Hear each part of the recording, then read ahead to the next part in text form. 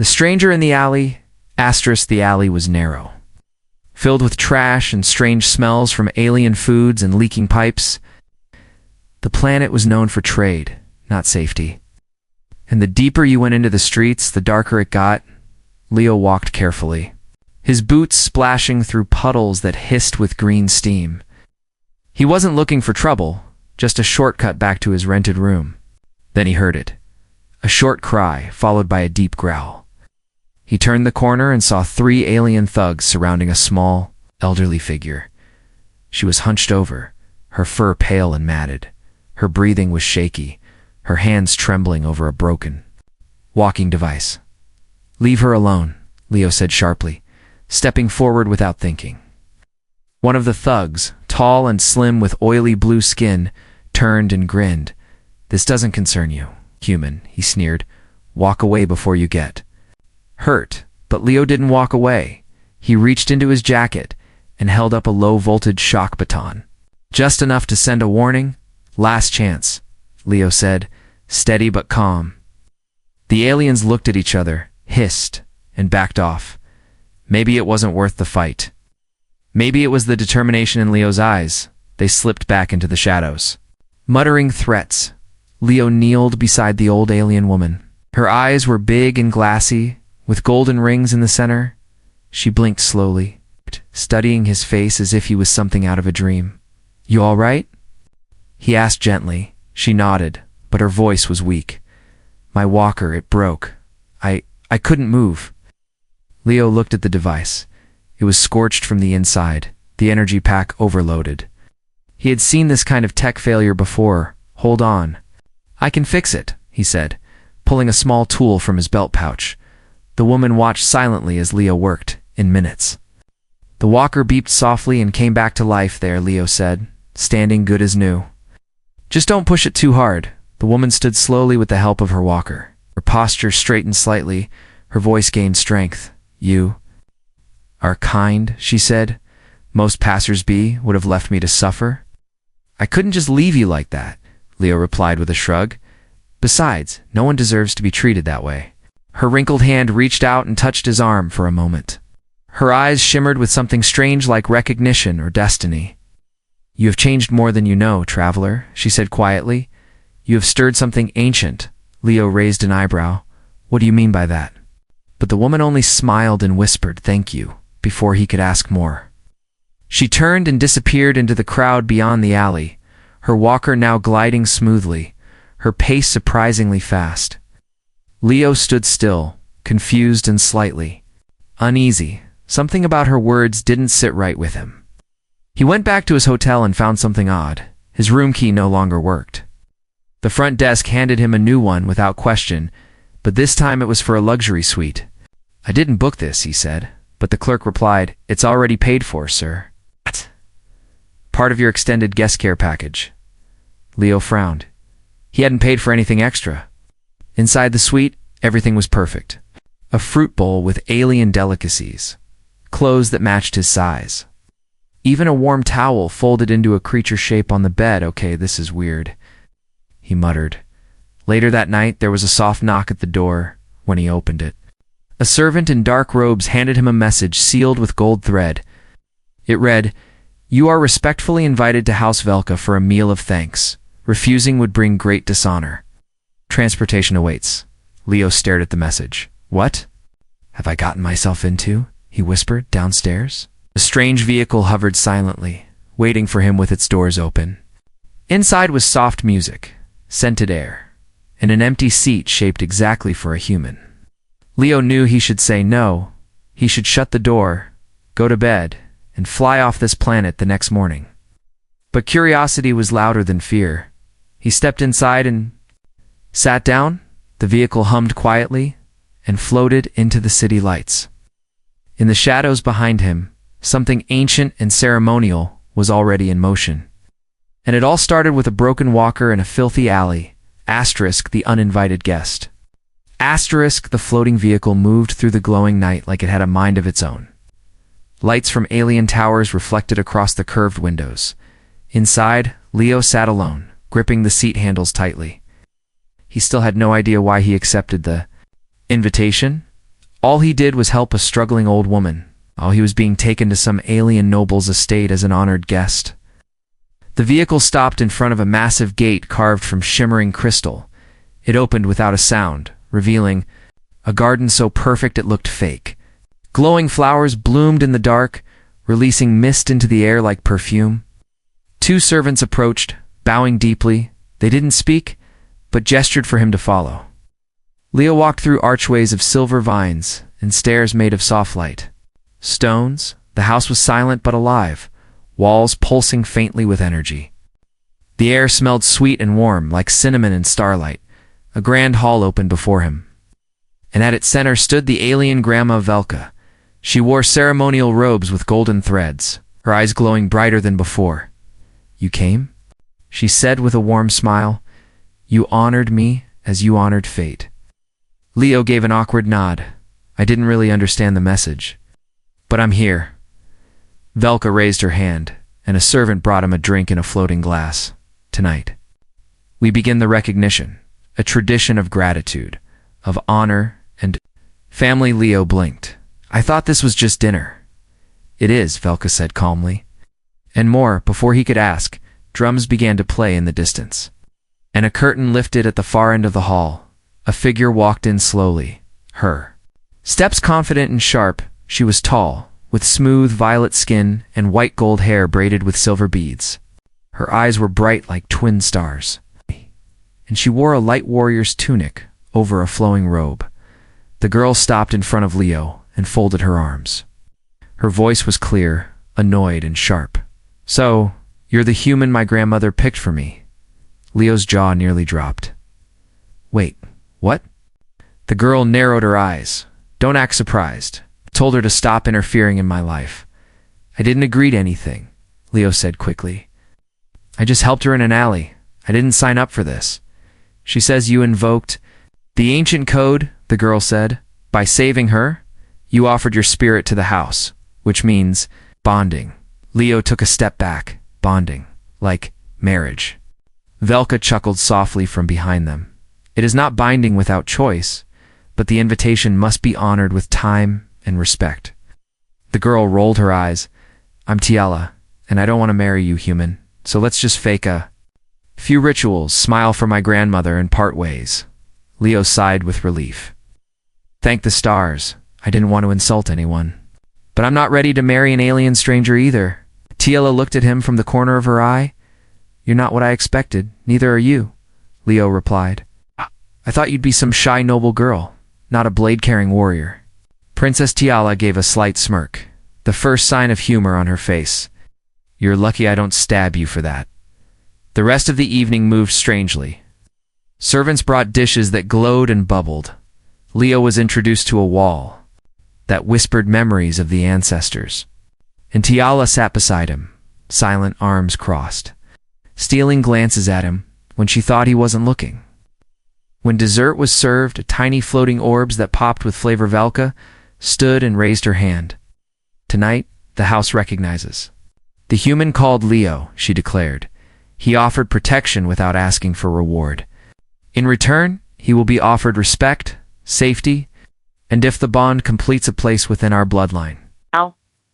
Leo felt the eyes of everyone in the room turn toward him. Tiala's face turned red with embarrassment. She stood up quickly, grabbed Leo's wrist and pulled him out of the hall. "Come on," she said. "We need to talk privately." They walked into a quiet garden lit by bioluminescent moss. She let go of his wrist and sat on a stone bench. "This isn't your fault," she said finally. "Grandmother lost her mate a decade ago. Since then, she's been obsessed with traditions. I thought it was harmless until now." Leo sat beside her carefully. "You don't have to explain. I've got relatives like that too." Tiala looked up at the stars. "I was supposed to choose my own path, be a fighter, a scout. Now I'm trapped in a ritual I never wanted." Leo hesitated, then said, "Then let's give her a week of smiles and peace, make her happy, and walk away when it's done." Tiala turned to him slowly. "Surprised you'd stay for that?" "You said she's all you have left," Leo replied. "And you're not so bad when you're not threatening to stab me?" She laughed, a real laugh, short and sharp like a broken bell. "Fine, 1 week," she said, "but no touching, Leo." grinned. Deal. The moon rose higher, and from her balcony, Belka watched them silently, her eyes glowing like fire in the dark. She whispered to herself with a smile. They don't see it yet, but they will, because this bond wasn't arranged, it was meant to be. Her granddaughter walks in. The sound of temple chimes echoed softly through the ancient corridors. Leo stood at the edge of a stone balcony, watching small flying creatures drift above the glowing lake. For a moment, he forgot where he was, until the heavy door behind him creaked open. Tiala walked in, not dressed like before. This time she wore something ceremonial, dark blue robes, trimmed with crimson threads and gold armor pieces fitted to her shoulders. Her silver blonde hair was tied up high, a symbol of readiness in her culture. Leo turned and blinked. You clean up well. She rolled her eyes. You don't. I didn't get the memo, he said, looking down at his borrowed tunic. Do? Humans need to dress up for fake bonding rituals. Tiala walked past him and leaned against the balcony rail. It's not fake to her, not to the elders either, I know, Leo said quietly. But it's still weird, I just helped. Your grandma fixed her walker and now I'm in some alien bonding dance-off? She smirked. It's not a dance-off. It's called a memory-weaving ceremony. Sounds worse, he muttered. She finally laughed, her voice sharp and sweet. We're about to share memories, human, deep ones. It might show you things. I don't want you to see, Leo tilted his head. Will I see your first crush? No, she said, raising an eyebrow, but you might see the day I killed someone. His smile faded slightly. You serious? She nodded, her eyes locked on his. My people don't grow soft. We survive, fight, protect, and sometimes destroy. I'm not like the noble girls on your world. Leo, he didn't flinch. Good, because I'm not one of your pretty noble boys either. I grew up in a scrap town near Earth's outer colonies. I've seen death too, and made choices I regret. Silence settled between them, not heavy, but real. They stood side by side as the moonlight painted silver lines across their skin. Bell rang far below, slow and deep. It was time. Tiela led him down to the Chamber of Echoes, a sacred room where the bonding ritual began. The walls were filled with glowing symbols. Pulsing softly like breathing veins, a circle of white stones lay in the center, and a small fire flickered in its heart. Tiela stepped into the circle first. Leo followed, unsure what to expect. She looked at him, serious now. When the fire turns blue, place your hand into it. Won't that burn me? He asked. Only the lies, she said simply. Leo took a breath, then nodded all right. The fire flared once, then turned deep blue, like ice and sky mixed together. They reached in, palms open. The cold shocked him, but it didn't hurt. It pulled, like a gentle wind pulling at his soul. Suddenly, images burst through his mind, memories that weren't his. A child running through crimson forests, a spear being thrown, blood on cold stone. Then pain, loneliness, a cry under the stars. He gasped, stepping back. That was you. Tiala stood firm, her face unreadable. That was my first battle. I was 13, Leo's voice cracked. You were just a kid, and so were you when you lost your father. She said softly, I saw it too, the shipyard fire. The way you held his hand until the smoke took him. Leo's breath caught. I never told anyone that. You didn't have to, Tiala said. The fire takes truth and gives it shape. He looked at her differently now, not just a warrior. Girl forced into an old ritual, but someone who had scars as deep as his. The blue fire faded, leaving behind silence and warmth. Tiala stepped out of the circle, her steps slower. That's enough for one night. Leo followed her, still dazed. So, what happens now? We pretend again, she said. We smile, we nod, we act like we're a match. But we're not pretending anymore, are we? He asked, voice low. She paused, turning halfway toward him. I don't know. As they walked back up the stairs, servants waited with ceremonial bracelets, one for each wrist, woven from silver threads and animal sinew, bonding tokens. One of them explained, for as long as the promise lasts. Leo accepted his bracelet, but looked at Tigela before wearing it. She met his gaze. then slowly slipped hers on. He followed, sliding the band onto his wrist. At that moment, a sudden loud knock echoed through the chamber. An armored figure stepped inside, his face hidden behind a jagged mask. His voice was cold and sharp. "I demand challenge," he said, pointing at Leo. "The human has no right to be here." Velka's voice rose from behind, calm but filled with warning. "You tread on sacred grounds, Jarkal," the figure growled. "You would give your bloodline to an outsider?" Leo stepped forward, not fully understanding the customs. "But ready. You want something? Say it clearly." Jarkal hissed through his mask. "I will take her, and you will be gone by sunrise." Tiela's voice cut through the tension. "He stays? You want a challenge? You'll get one?" Leo turned to her, surprised. "What are you doing?" "Buying you time," she said, eyes blazing. "You saved my grandmother. Now let's see if you can save yourself." And with that, the ritual turned into something far more dangerous than either of them expected. Asterisk. Escape or engage. Asterisk. The sky above the estate had turned stormy, lightning crawling quietly through the dark clouds like angry veins. The challenge had been spoken, and now the ancient customs would not allow peace until it was answered. Leo paced. Inside his guest chamber, the silver band still tight on his wrist. He could feel it. Something about the bond had shifted. It was no longer just for show. He had asked Tiola what challenge really meant, but she hadn't answered. She simply said, "Be ready by dusk, and don't run." But that's exactly what Leo wanted to do. Run, get off this planet, leave these strange rules behind. He looked toward the window. It wasn't sealed, and the garden below was empty. The hoverport wasn't far. He moved now. He could be gone before anyone noticed. He grabbed his bag, stuffed it with the few things he had, and reached for the window. But as soon as he lifted the frame, a voice came from the shadows, "Leaving already." Tiala stood at the doorway, her arms folded, one eyebrow raised. Her tone was cold, but there was something sad in her eyes. Leo sighed. "I didn't ask for this fight." "Tiala, I didn't ask for any of this." She walked slowly into the room. "Neither did I, but you're in it now. I helped your grandmother," he said. "I didn't know it came with tradition, enemies, and whatever this is." Tiala stepped closer. "You think this is just about a ritual?" He looked at her, confused. "Isn't it?" "No," she said, her voice firm. "Jarkal didn't just challenge you for me. He's challenging the idea of a human standing beside someone like me.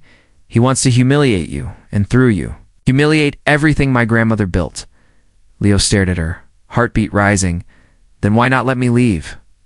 "Because if you leave, he wins," she said, "and I lose everything, my freedom. My house, my future." Leo opened his mouth, then closed it again. She stepped closer, now just inches away. "You want to go?" "Fine, but if you stay, just for one day more, and stand with me during the rite, then maybe we both walk away with something worth more than fear." Leo looked at her hand, which she had quietly extended. His fingers hovered over hers, trembling slightly. "What kind of challenge is it?" Her answer was quiet. "It's called the measure. It doesn't test strength alone. It tests who you are, what you value, how you defend, what you believe." He finally gripped her hand. "Then let's give them something to measure." That evening, the challenge grounds were lit by fire lamps. Hundreds of silent witnesses stood in rings. Watching from the shadows, in the center, stood Jarkal, tall, broad, wrapped in scaled armor, with a burning symbol across his chest. His mask glinted like polished bone. Leo stepped into the circle wearing simple cloth, no weapons, no armor, just the silver band on his wrist. A priest stepped forward. Let the measure begin. 3 trials awaited. The first, reflection.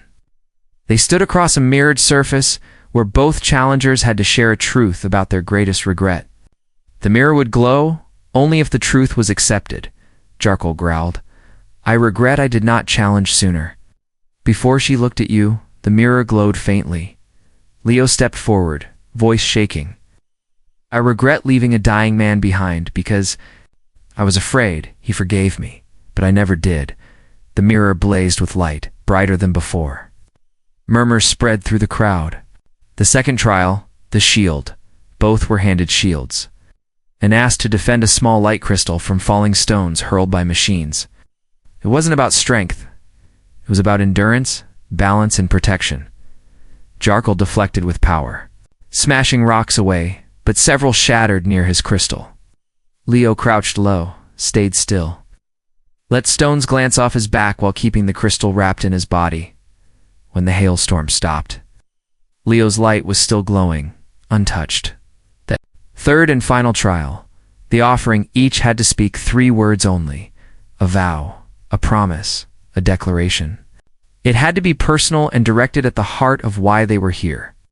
Jarkle stepped forward, removed his mask, and growled, "Victory. Blood, honor." He stood tall, proud. The crowd silent. Leo stepped up, looking not at Jarkle, but at Tila. Her eyes watched him, unblinking. He said, "Hope, courage, choice." The words echoed into the fire, and the flames surrounding the circle turned golden. The priest raised his hand. The trial is measured. The choice is hers. All eyes turned to Tila, who stepped into the ring slowly. She looked at Jarkle first, then at Leo. Her voice was clear and calm. "My choice is the one who stood for me, not because of tradition, but because he believed in me." She walked to Leo and placed her hand on his shoulder. Jarkle let out a growl, but bowed his head in bitter silence. The crowd clapped softly, a sign of acceptance. Leo looked at Tiala, still stunned. "Did we just win?" She nodded, her grip on his shoulder firm. "We didn't just win, Leo. We proved them all wrong." But deep in the shadows, not everyone accepted the outcome. A pair of eyes watched, burning with fury, and plans for revenge were already unfolding. Asterisk. The heart behind the alien face, asterisk, the night after the trial, was too quiet. Not peaceful, just still, as if the estate itself held its breath. Tiala sat on the balcony, arms wrapped around her knees, watching the distant moons drift past each other in the sky. Below, the fire lamps had gone out, and the garden shimmered faintly with sleeping flowers. She heard footsteps behind her, slow and careful. "I thought you'd be celebrating," Leo said, stepping into the soft moonlight. "You won. We won," she corrected.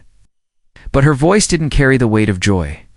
Leo walked over and leaned on the balcony railing beside her. "You don't sound like someone who just defied her rival and claimed victory." Tiola didn't look at him. Her eyes locked on the horizon. "Jarkle will not forget what happened. And others like him won't either. Then we deal with that when it comes," Leo said gently, "one fight at a time." She turned her head slowly, studying him under the silver light. "Why did you stay, really?" Leo shrugged at first. Guilt, then curiosity, and now, "Maybe because I care." Tiala's breath caught slightly. "Not enough to be seen, but enough to feel. You care?" Leo smiled faintly. "You're strong. Smarter than you let on. You hide your pain with sarcasm. And you protect others by keeping them at a distance." She frowned. "You make me sound like a broken sword." "No," he said softly, "like a blade that's been through too many wars, but still refuses to rust." For the first time, she couldn't find words to snap back at him. Instead, she stood and walked to the center of the balcony. "There's something you should see," she said, her voice low.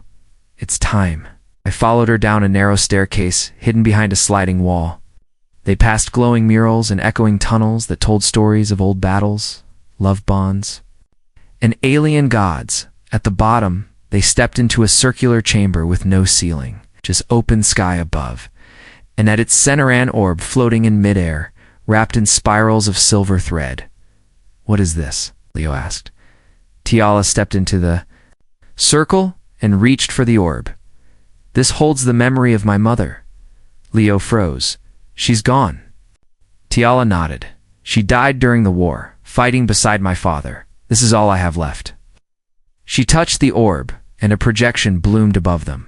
A tall alien woman with eyes like Tiala's appeared. Speaking softly in a language Leo didn't know, Tiala translated quietly. She said, "If my daughter ever finds someone who sees her heart, not her title, not her power, but the real her, then she must never let go." Leo looked at Tiala, and this time she didn't avoid his gaze. That's why Velka fights so hard. Tiala said, she lost her daughter, and now she sees a second chance in me. In us, Leo stepped forward, careful not to break the silence. Do you want what she wants? Tiala hesitated. I want to choose it, not be forced. Then choose me, Leo said quietly. Not for her, not for tradition. Choose me because you want to. She stared at him for a long moment, then stepped forward and pressed her forehead gently to his.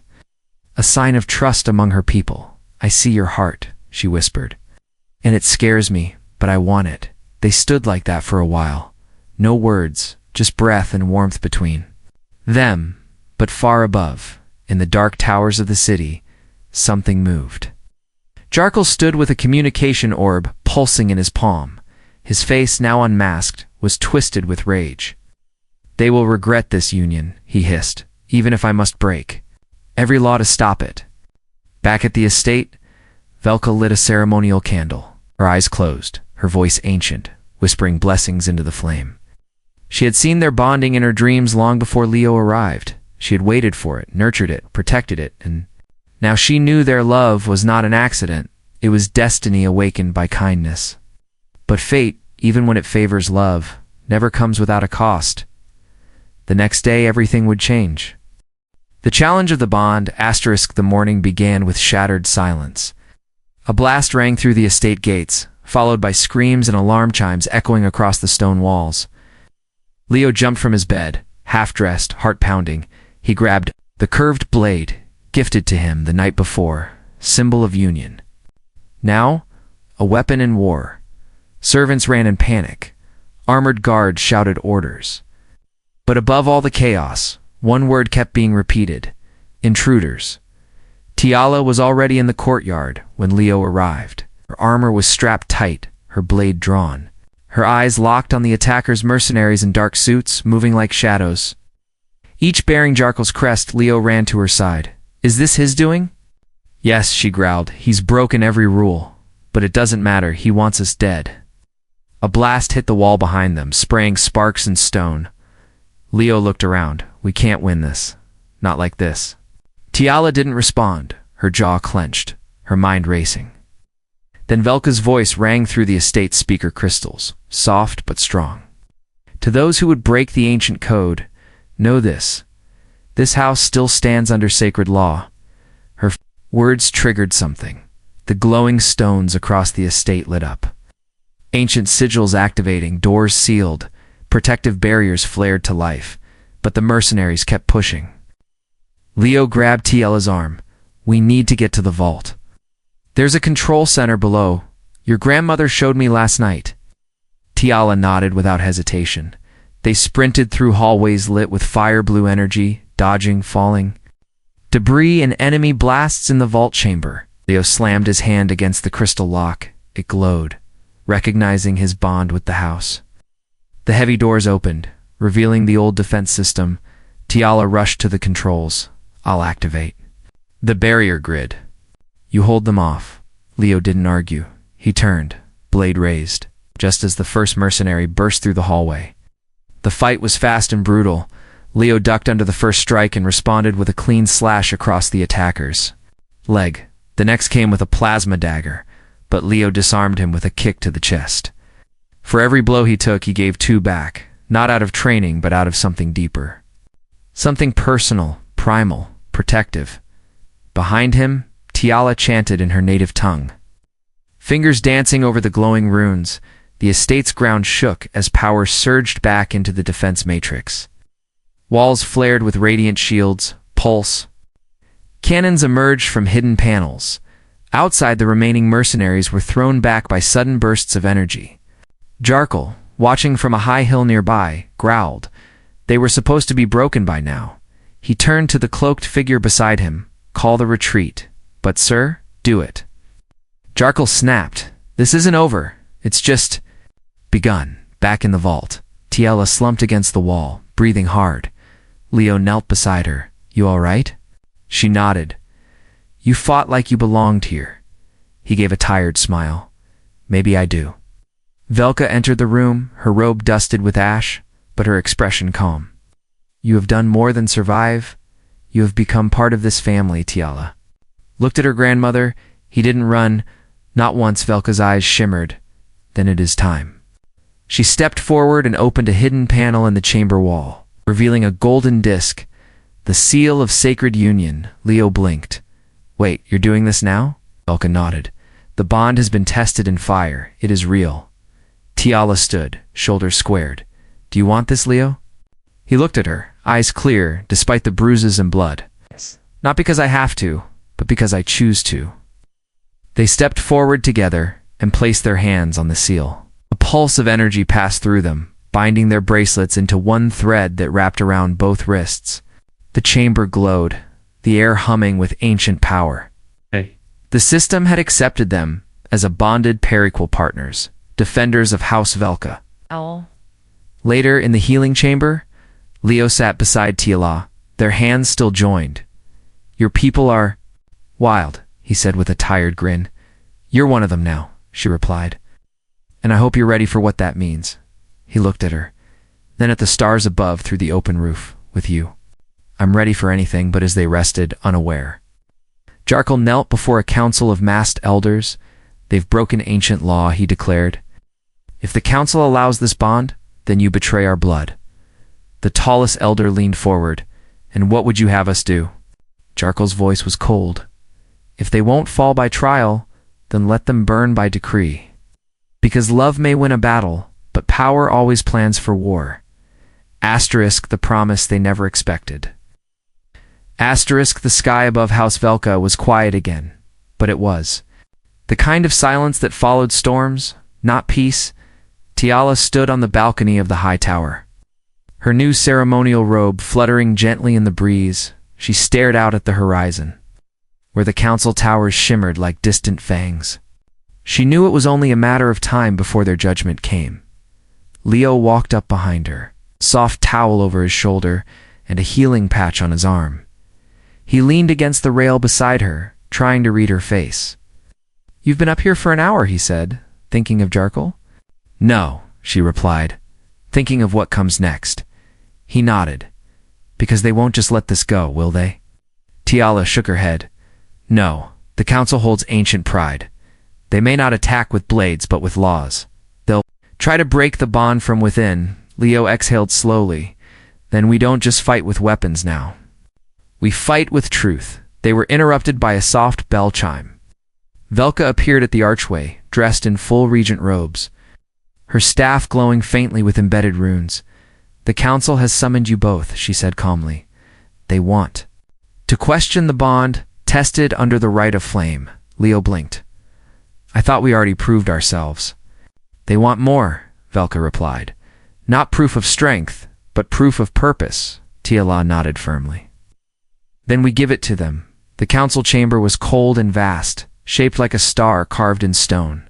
12 elders sat in a ring, their faces hidden behind golden masks. Leo and Tiala stood at the center. Side by side, hands joined. The high elder's voice echoed, You human. 10 before ancient law, as an outsider bonded to noble blood. Do you claim this bond willingly? With soul and purpose? Leo stepped forward. I do not because of rules or rituals, but because I chose her. I choose her still. The high elder turned to Tiala. And you, daughter of Velka, do you accept the risk of this union and the path it may lead you upon? Do, she said boldly, because no tradition is worth more than a truth freely chosen.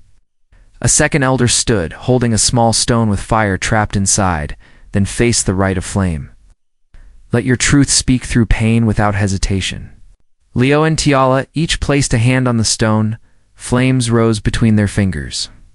Not burning flesh but spirit, visions danced in the chamber. Leo saving Velka in the alley, standing against Jarkal, shielding Tiala, and holding her in the aftermath. Then her memories, her loss, her defiance, her laughter with Leo, her whispered hopes in the night. The flames rose higher, and then vanished. Leaving silence, a moment passed, then another. Finally, the high elder spoke. The flame speaks, the bond is true. The room stirred. Elders whispering. The vote had been passed. The council would not move against them as they stepped out of the chamber. Tiala grabbed Leo's hand tightly. "You did it," she whispered, her voice trembling. "You really did it." "No," Leo said with a smile. "We did it." Outside the gates, a crowd waited. Alien citizens from every region who had heard their story. They cheered not just for a union, but for something far more rare. Hope. Velka met them at the steps, her smile wide. "You have changed more than one life, Leo. You have awakened a future even I could not dream." Leo looked at Tiala, her hair glowing in the light of the twin suns. "So what now?" he asked softly. She smiled. "Now we live. Not by old laws, but by our own promise." "And what promise is that?" He teased gently. She leaned close, her forehead resting against his. "That we protect each other, always. No matter the world, no matter the war."